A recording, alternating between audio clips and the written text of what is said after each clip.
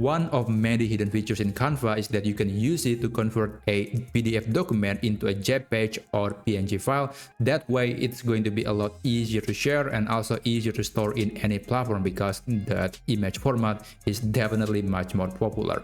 So in this video, I'm going to show you on how you can convert a PDF document into a JPEG or PNG file or pretty much any other format that is supported in Canva. And the process is actually very easy.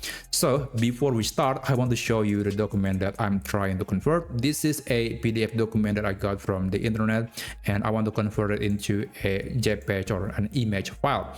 So the first thing that you need to do is you have to visit the Canva homepage, or you can also go to the Canva or the projects folder if you want to. In this case, I'm visiting the project folder that I have prepared. And after that, you want to upload the PDF file into it. So if you are in the project folder, you can click add new and then click upload, and then you can select the PDF file that you want to convert later. Or you can also just click and then drag the file into this area, and Canva will recognize the document and then it will upload the document to your Canva account. And when you're done, you can open it by clicking on the document. And now I have this document, this PDF document on my Canva account.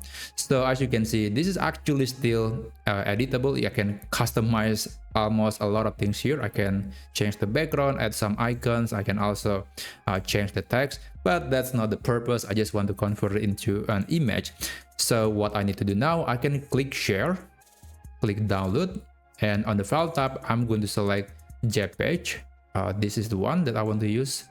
And of course, the size, I don't think I'm going to change anything. I just use the default size of the PDF file.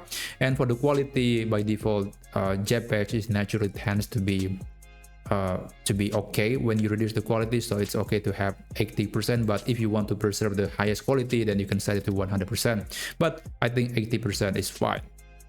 So when you're done, you can click download and you will get this file, this PDF file in a JPEG format.